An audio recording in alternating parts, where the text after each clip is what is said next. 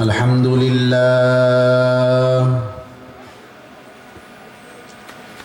لله نحمده ونستعينه ونستغفره ونؤمن به ونتوكل عليه ونعوذ بالله من شرور أنفسنا ومن سيئات أعمالنا من يهده الله فلا مضل له ومن يضلله فلا هادي له ونشهد أن لا إله إلا الله وحده لا شريك له أرسله بالحق بشيرا ونذيرا وداعيا إلى الله بإذنه وسراجا وقمرا منيرا فقد قال الله تعالى في كلامه المجيد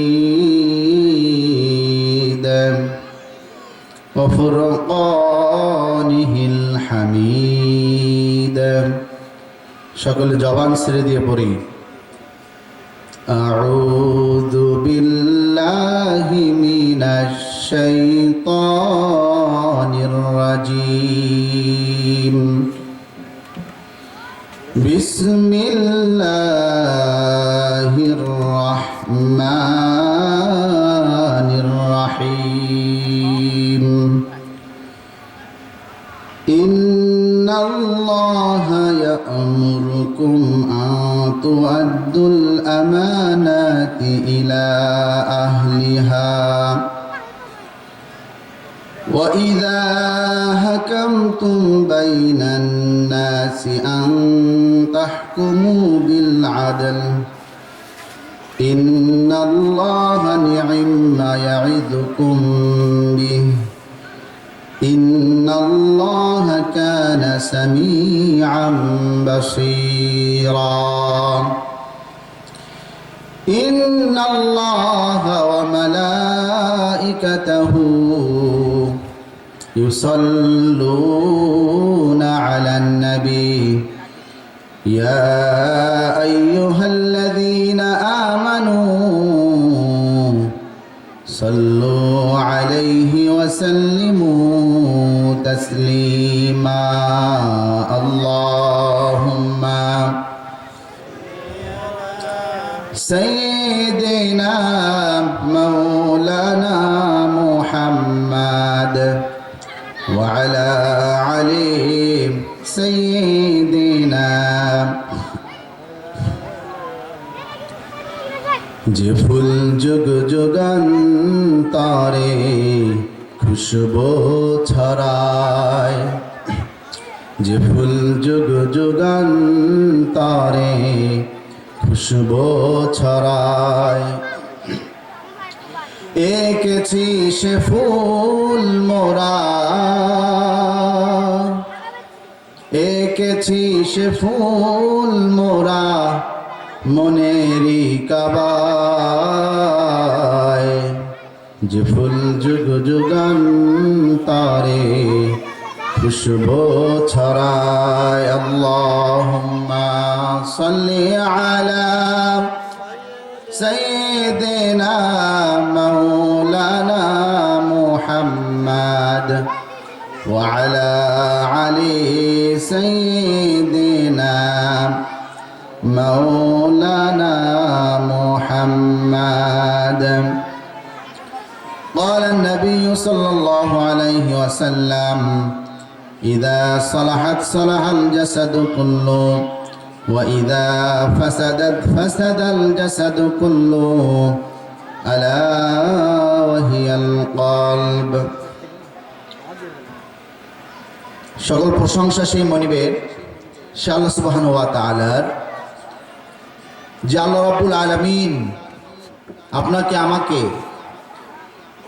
এই জান্নাতের বাগানে এসে বসার তৌফিক দান করলেন, কিছু কথা শোনার, আমল করার, বোঝার তৌফিক দান করলেন।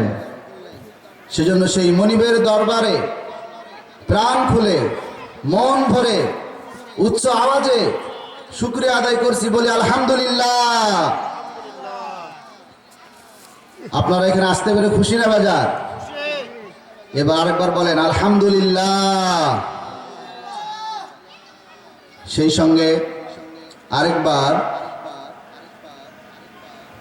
রাসূলের প্রতি সংক্ষিপ্ত আকারে দরুদ পেশ করছি, সকলে বলি সাল্লাল্লাহু আলাইহি ওয়াসাল্লাম। আজকে মহাগ্রন্থ আল কোরআন থেকে সূরাতুন নিসা, সূরার নাম কি? সূরা নিসার 58 নম্বর আয়াত আপনাদের মাঝে তেলাওয়াত করেছি। এখানে আল্লাহ সুবহানাহু ওয়া তাআলা বলেন, নিশ্চয়ই আল্লাহ তোমাদের নির্দেশ দিচ্ছেন তোমরা আমানত সমূহ তার হকদারের কাছে পৌঁছে দাও। বলেন সুবহানাল্লাহি বিহামদি। শুধু তাই নয়, আর যখন মানুষের মাঝে বিচার করো তখন ন্যায়ের সাথে বিচার করো। নিশ্চয় আল্লাহ তোমাদের উপর উপদেশ দেন। বলেন সুবহানাল্লাহি বিহামদি। নিশ্চয় আল্লাহ সর্বস্রষ্টা, সর্বজ্ঞানী। আল্লাহু আকবার বলেন। আল্লাহ রাব্বুল আলামিন বললেন, নিশ্চয় আল্লাহ তোমাদের নির্দেশ দিচ্ছেন তোমরা আমানত সমূহ তাদের হকদারের কাছে পৌঁছে দাও, আর যখন মানুষের মাঝে বিচার করবা তখন ন্যায়ের সাথে বিচার করো। নিশ্চয় আল্লাহ তোমাদের উত্তম উপদেশ দেন। নিশ্চয় আল্লাহ সর্বস্রষ্টা এবং সর্বজ্ঞানী। আল্লাহ রাব্বুল আলামিন সূরা নিসার 58 আয়াতে বললেন, সূরা নিসার 58 নম্বর আয়াতে আল্লাহ রাব্বুল আলামিন সুন্দরভাবে উপদেশ দিলেন। এক নাম্বার উপদেশ দিয়েছেন আমানতদারিতার বিষয়ে, 2 নাম্বার উপদেশ দিয়েছেন হকদারের কাছে হক আমানতটা পৌঁছে দেওয়ার জন্য। শুধু তাই নয়, আরেকটি উপদেশ দিয়েছেন মানুষের মাঝে যখন তোমরা বিচার করবে তখন তোমরা ন্যায় ভাবে যেন বিচার করো। শুধু তাই নয়, আল্লাহ রাব্বুল আলামিন বললেন তোমাদেরকে আমি উপদেশ দিলাম। আল্লাহ সুবহানাহু ওয়া তাআলার উপদেশ নেওয়ার মতো এখানে যারা আমরা এসেছি, এই সৌভাগ্য শুধু তাদের জন্য যারা এখানে উপস্থিত হয়েছেন, যারা আজকের আলোচনা শুনতেছেন। কথা বলেন ঠিক না বা ঠিক? আল্লাহ রাব্বুল আলামিন যে উপদেশগুলো দেন আমাদের জন্য কল্যাণ না অকল্যাণ? কথা বলেন না কেন? আল্লাহ রাব্বুল আলামিন বান্দার জন্য যে কথাগুলো বলেন আমাদের জন্য কল্যাণ হবে, আমাদের জন্য ভালো হবে, এই জন্য আল্লাহ রাব্বুল আলামিন আমাদেরকে উপদেশ দিয়েছেন। সূরা নিসার 58 নম্বর আয়াতটি যখন নাজিল হয়, নাজিলের প্রেক্ষাপট হচ্ছে কাবা শরীফের চাবি যখন ছিল ওসমান ইবনে আবু তালহার কাছে, তিনি তখনও মুসলমান হননি। কথা বলেন ঠিক না বেঠিক? ওসমান ইবনে আবু তালহা তিনি মুসলমান হননি, তিনি কাবা ঘরের দায়িত্বে ছিলেন। কিন্তু আল্লাহ রাসূল পাক সাল্লাল্লাহু আলাইহি ওয়াসাল্লাম তার কাছে গিয়ে অনুমতি চাইলেন যে আমাকে একটু প্রবেশ করতে দাও। কিন্তু ওসমান ইবনে আবু তালহা আল্লাহ রাসূল পাক সাল্লাল্লাহু আলাইহি ওয়াসাল্লামকে প্রবেশ করতে দেননি। আল্লাহ রাসূল পাক সাল্লাল্লাহু আলাইহি ওয়াসাল্লাম ওসমান ইবনে আবু তালহাকে বললেন, আবু তালহা শুনে রাখো, কোনো একদিন সময় আসবে যে সময়ে তুমি আমার কাছে আমার অনুগত হওয়ার জন্য তুমি প্রস্তুত নিয়ে থাকো। কথা বলেন ঠিক না বা ঠিক? হ্যাঁ, ঠিক তাই হইল। যখনই আল্লাহ রাসূল পাক সাল্লাল্লাহু আলাইহি ওয়াসাল্লাম হিজরত করলেন মদিনায়, মদিনা থেকে যখন মক্কা বিজয় হয়ে গেল, মক্কা বিজয়ের পরে আবু তালহার সামনে এসে হাজির হয়ে গেলেন আল্লাহ রাসূল পাক সাল্লাল্লাহু আলাইহি ওয়াসাল্লাম। আবু তালহা তো অবাক হয়ে গেল, আমি আল্লাহ রাসূলকে কি বলেছিলাম, আজকে তো আমি সিলিন্ডার হয়ে যাচ্ছি, আমার কোনো উপায় নাই, নিশ্চয়ই মুহাম্মদ সাল্লাল্লাহু আলাইহি ওয়াসাল্লাম আমার গর্দানটা কেটে দেবেন। এই ভয়ে যখন ওসমান ইবনে আবু তালহা সংকুচিত হয়ে গেল, আল্লাহ রাসূল পাক সাল্লাল্লাহু আলাইহি ওয়াসাল্লাম ওসমান ইবনে আবু তালহাকে বললেন, আবু তালহা তুমি ভয় পেও না, তোমার যে দায়িত্বটি ছিল সেই দায়িত্বটি তুমি পালন করতে থাকবা। কথা বলেন সুবহানাল্লাহ। এই না হলেন মুহাম্মদ। এরকম ধিক্কার দিয়ে কথা বলার পরেও আল্লাহ রাসূল পাক সাল্লাল্লাহু আলাইহি ওয়াসাল্লাম ওসমান ইবনে আবু তালহাকে ক্ষমা করে দিলেন। বলেন তো ক্ষমা করা কার গুণ? বলেন, ক্ষমা করা স্বয়ং আল্লাহ রাব্বুল আলামিনের গুণ। আল্লাহ রাব্বুল আলামিন বললেন, ইয়া আইয়ুহাল্লাযীনা আমানু তুবু ইলাল্লাহি তাওবাতান নাসুহা। হে ঈমানদার বান্দারা, তোমরা যখন ভুল করবা তোমরা তওবায়ে নাসুহা করো, আমি আল্লাহ তোমার সমস্ত জীবনের গুনাহগুলো মাফ করে দেব। বলেন সুবহানাল্লাহ। আপনাকে বিরক্ত হচ্ছেন? খারাপ লাগতেছে? চলবে? ওসমান ইবনে আবু তালহাকে আল্লাহ রাসূল পাক সাল্লাল্লাহু আলাইহি ওয়াসাল্লাম ক্ষমা করে দিলেন। তখনই সূরা নিসার 58 নম্বর আয়াতটি আল্লাহ রাব্বুল আলামিন নাজিল করে দিয়েছেন। ওসমান ইবনে আবু তালহাকে বললেন, তোমার যে আমানত দেওয়া হয়েছিল এই আমানতটি তুমি কিয়ামত যতদিন হবে না ততদিন পর্যন্ত তোমার এই কাজটি, তোমার দায়িত্ব দেওয়া হয়ে গেল। আল্লাহ রাসূল পাক সাল্লাল্লাহু আলাইহি ওয়াসাল্লাম তার বংশ থেকে আজ পর্যন্ত তার বংশের মানুষদেরকে আল্লাহর ঘর দেখাশোনা করার জন্য দায়িত্ববান এখনো তারা নিয়োজিত আছে। আল্লাহ রাব্বুল আলামিন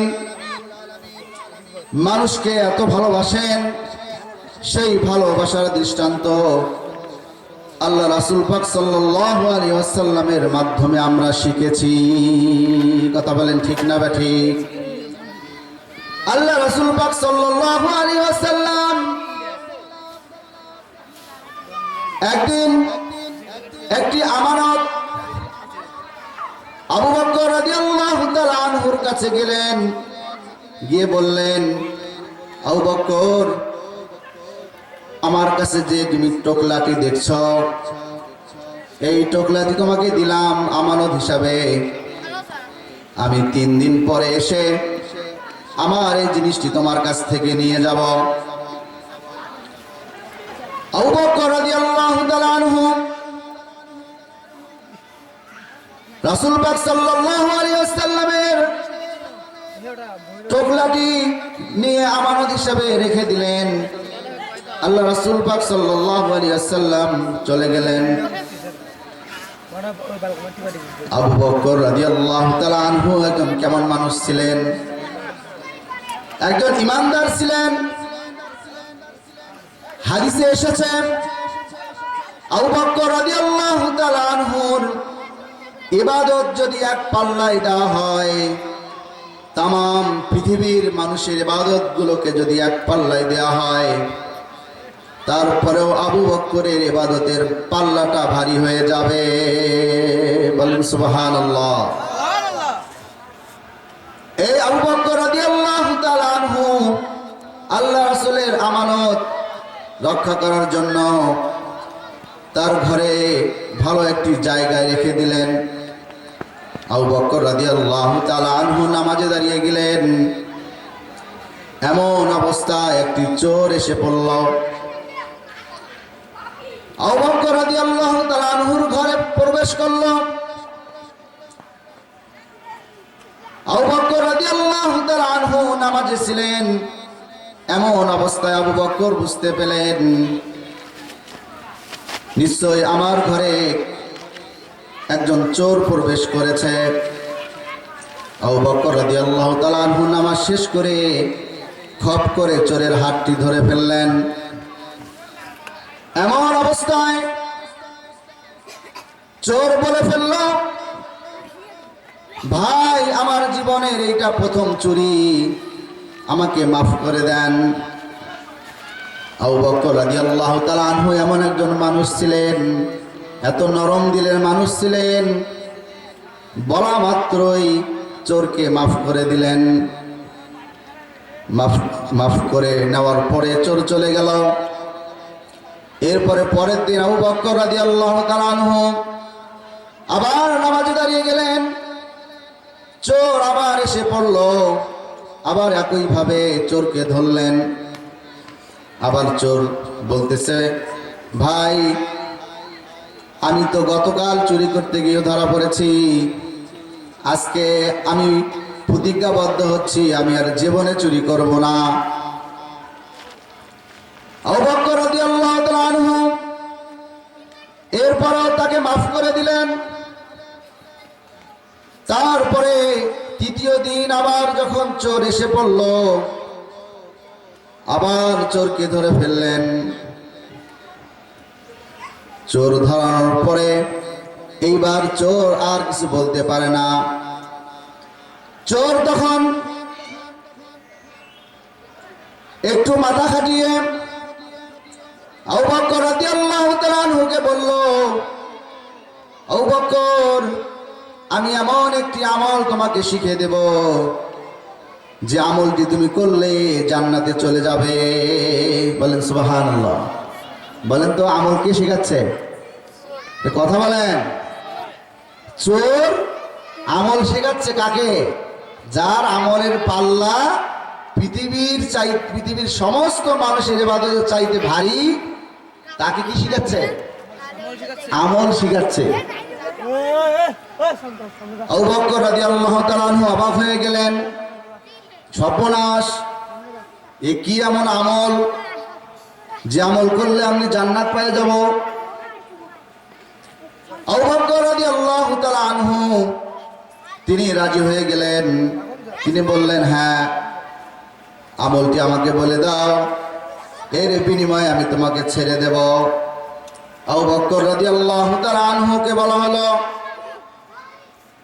কোরআনের ভিতরে একটি আয়াত আছে যার নাম হচ্ছে আয়াতুল কুরসি। আপনারা কি চেনেন? আয়াতুল কুরসি চেনেন?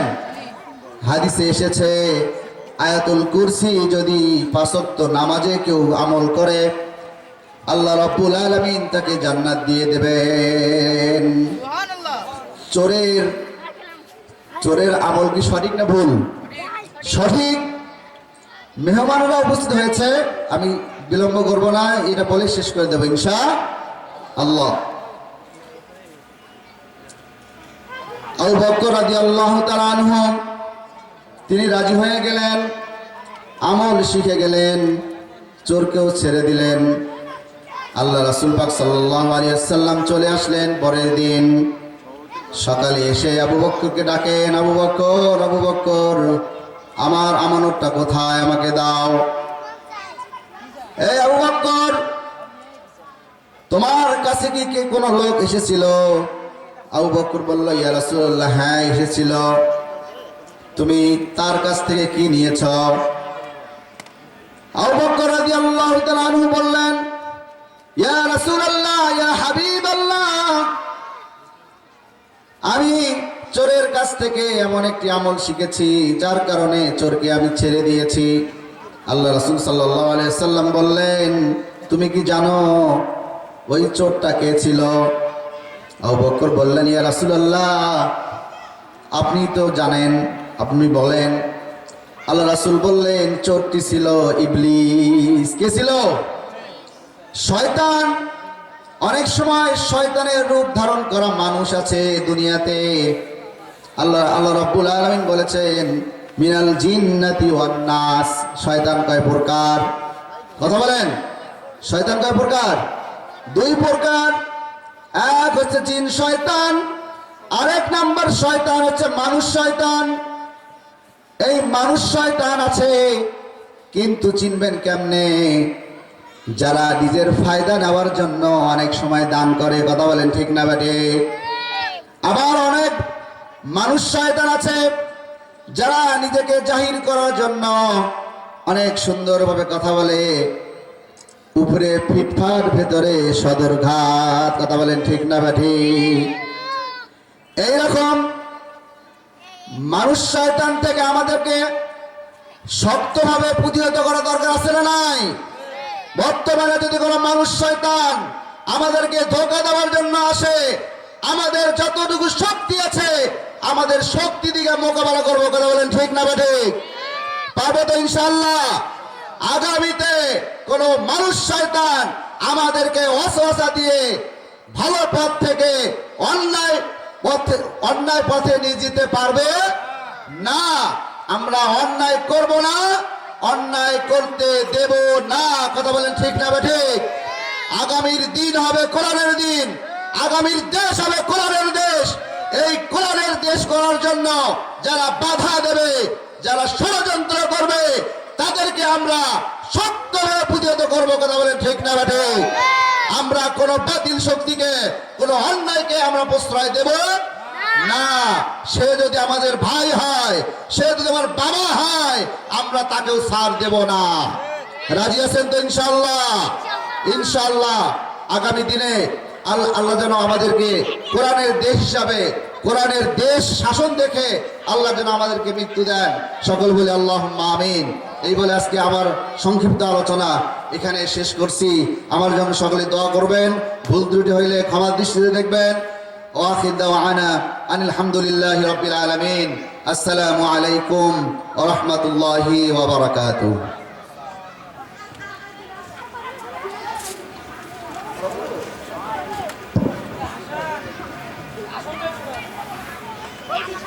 আলহামদুলিল্লাহ, ধন্যবাদ বাসন্তী মামা।